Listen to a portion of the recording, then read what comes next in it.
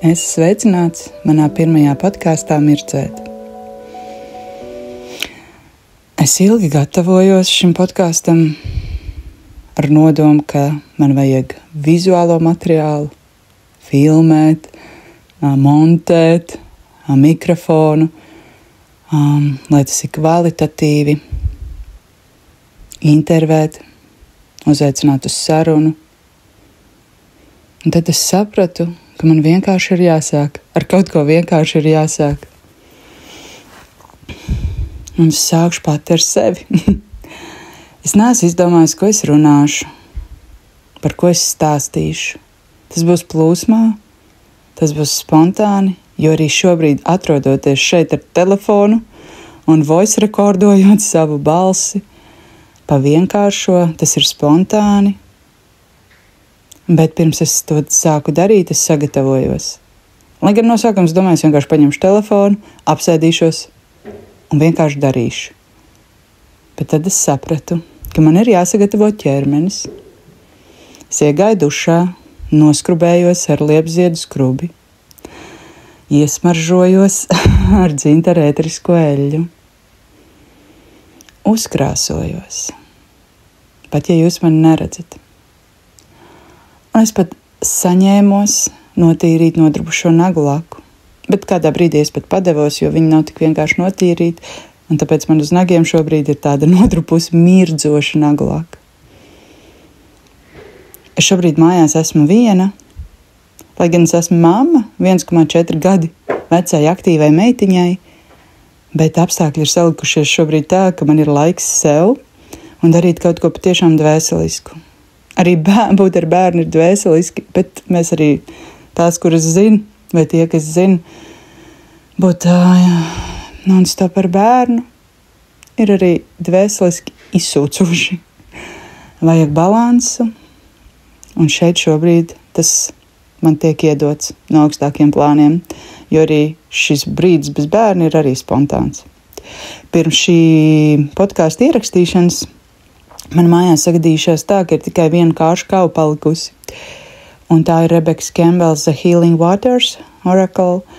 Un pārējais man ir darbnīcā manā keramikas studijā, un tur, kur es vadu laiklīniju dziedināšanu un satiekos ar līdzīgi domājošiem. Un es paņēmu šīs The Healing Water kārtas, un es domāju, izvilkšu, ko kārtas vēlas man pastāstīt. Un kas tur ir rakstīts, un man izkrita 3 kārtas. Un viena no tām ir Wellspring. What are you thirsty for? Body care. Take a breath. Un tā kā body care. Sagatavojos dušai. Take a break. Šis patiesībā ir take a break. No atbildības un būšanas vienkārši tagad savā tādā soul essence. Tas, kas man sagādā prieku. Došana, runāšana par spirituālām lietām, vienkārši būšana plūsmā, būšana. Nākošā kārtas, kas izkrita, ir Into the Unknown, Underworld, Death, Courage, Facing Your Fears. Šī kārta ir ļoti atbilstoša, jo šis prasa drosmi, nospiest rekordu pogu un vienkārši runāt bez iepriekšējas sagatavošanās, tikai ar nodomu. Facing your fears, protams, jaunā laika, pārreiz jauno laiku.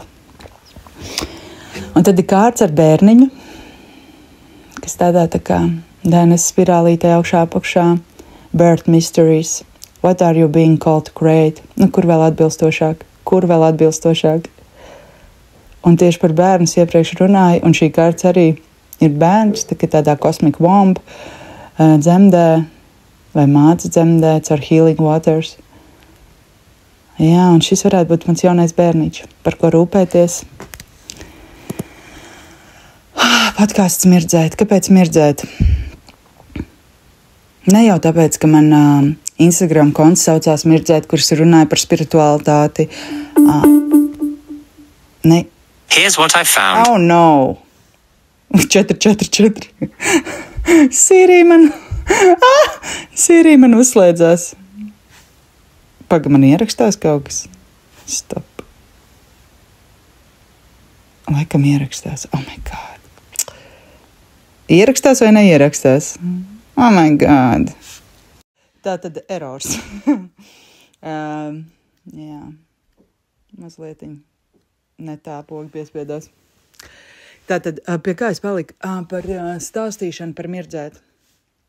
Tas nav tikai tāpēc, ka man Instagramā konts saucās mirdzēt, bet tā ir tāda mana esence, tāds tā kā fokus uz to, kādā stāvoklī es vēlos būt un kā es sajūtu to plūsmu ar dievišķo un dvēseli. Tā mirdzēšana atnāca jau labu laiku, kopš es sāku dzīvot mazā pilsētā Latvijā Brocēni, kur ir ezers, Cieceres ezers. Tur ir mežs, tur ir takas gar ezeru. Kādreiz nebija, tagad viņas ir labi iekārtotas. Un man patīk, protams, tā wild nature, bet es pieņemu arī to, kā mainās apkārt esošais. Un man patika sēdēt mežā, tur bija soliņa koka, un vērot, kā mirguļo saules ar ezeru virsmā. Tas man nomierināja, tas iepriecināja, tas sildīja fiziski. Tā bija gaisma, un tā ir gaisma, un tā ir tāda mirguļošana. Un es sapratu, ka man ļoti patīk tas stāvoklis, kad es pat esmu tādā enerģiskā pacēlumā, ka mirdz acis, no tā, ka es daru to, kas patīk. Tobrīd es vēl neko nezināju par cilvēku dizainu. Man liekas, mēs neviens ko par to nezinājām. Tas bija kad jau, 10 gadu atpakaļ. Vai pat vairāk. Un mēs nezinājām, iespējams, arī vārdu vilkme. Es tiešām nezināju. Un, bet es zināju to stāvokli, kas ir prieks un kā es jūtos, cik dzīve es jūtos. Un tā mirdzēšana ir par to dzīvības plūsmu, dievišķo, par dvēseliskām sarunām, par būšanu starp savējiem. Un tas savējais varbūt kaut uz mirkli, bet tad tas ir brīdis, kad pazūd laiks un telpa. Un ka tu esi vienkārši tādā saslēgumā, sarunā, laukā, un notiek saruna no sirds uz sirdi vai vienkārši tāda apmaiņa, un tu jūties uzpildījies. Apusēji. Un es saku, tā varbūt arī, small talks uz ielas mazpilsētā ar kādu, tikpat labi dzērājiņu, bet caur viņu izskan kāda dievišķa frāze, kuru tobrīd tev vajag dzirdēt. Bet, protams, nekas neaizstās to sajūtu, ka tu runā ar līdzīgi domājošiem, dzīvi uztverošiem, līdzīgām pieredzēm ejošiem, un tā ir cita līmeņa saruna. Tā ir cita līmeņa būšana. Un tāpēc man gribētos aicināt uz sarunu arī šos cilvēkus, kas varbūt nav sabiedrībā, un visticamāk nav sabiedrībā zināmi, bet kuriem ir tik daudz ko stāstīt par pašu pieredzi, pieredzēto, kā viņi sadzird sevi, savu dvēseli, kā viņi iet savu dvēseles ceļu, kā viņiem izdodas, neizdodas, par ko viņi sapņo. Tad tiešām īstas, patiesas, dziļas sarunas. Un, protams, lai tādas varētu veidot, ir jāsāk tādas veidot pašai ar sevi. Un man patīk būt daudz ar sevi. Man vienmēr ir paticis. Viena no manām bērnības mīļākām atmiņām ir šūpoties šūpolēs, vienatnē, ābelē, vai vienalga, bet laukos, dabā, plašumā un kaut ko dungāt. Un tikai tagad, pēc 40 gadiem, labi, mazāk, jo diez vai 1 gadu vecumā es biju tik apzināta par tām šūpolēm, es saprotu, ka tā ir tāda šūpošanās dievā, tāda plūsma. Vienkārši esi brīvs, tu esi priekā, un tu vienkārši šūpojies, tu esi visā tajā laukā esošajā, viss tevi ietver, un tu vienkārši šūpojies. Tu vienkārši esi, un tāda plūsma augšā lejā, un ir sajūta. Un tāda prieka, viegluma sajūta. Labi, šūpolēs var arī gruzīties. Bet tas arī ir foršāk nekā varbūt gultā guļot gruzīties. Tāpēc tad, kad es veicu savu iekšējā bērniņa dziedināšanu, no tā stāvokļa, kurus viņu satiku, līdz tam stāvoklim, kurā viņš nonāca, tās bija šūpoles. Tās ir šūpoles. Es viņu nesatiku šūpolēs, es viņu satiku tādā augstā betona mitrā pagrabā, guļot uz vēdera, uz viena vaiga, tāds sakņupis. Pagriezis muguru visam.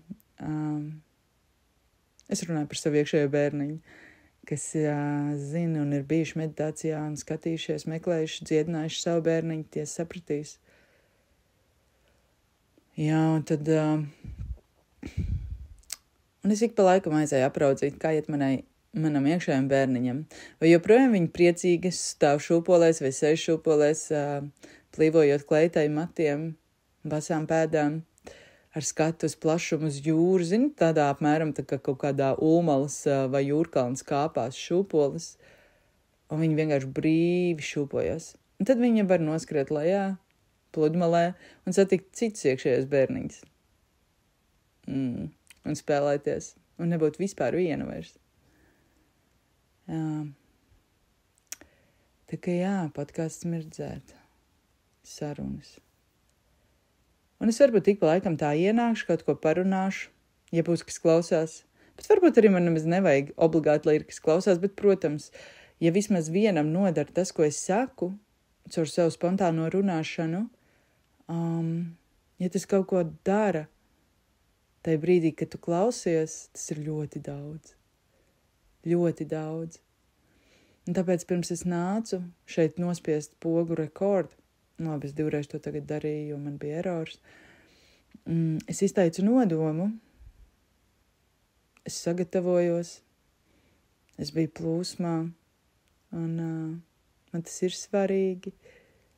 Man ir svarīgi arī uzdrīkstēties, paust savu patiesību, sadzirdēt pašai savu patiesību, būt brīvai runāt, būt brīvai izteikties, būt brīvai runāt par savām sajūtām. Pēdējā laikā nāk tāda frāze, tev arī ir vieta zem šīs saules, jo šis laiks, viņš ir ļoti transformatīvs, kuram es eju cauri. Ne tikai tāpēc, ka man 40 gadi, ne tikai tāpēc, ka es esmu mamma mazai meitiņai, superaktīvai, skaistai. Bet transformācija jau bija pirms tam. Un tad visums man pārsteidz ar šo dāvanu bērniņu, kas sagriez manu prātā esošo realitāti un plānus, un māca man pazemību, pieņemšanu, saņemt dāvanas, būt plūsmā. Bet tik un tā ir kāda daļa manī, kas vēlas plašāk, savādāk, skaistāk, dvēseliskāk, brīvāk. Un es nevaru būt tikai mamma. Man liekas, mūsdienās jau vairs neviena tā nevar. Un es kaut kā šis laiks man liek vairāk dzirdēt sevi, kas man der, kas man neder, novilkt stingrākas robežas, kāpt savā spēkā, kas arī nav ierasti, tāpēc, ka tas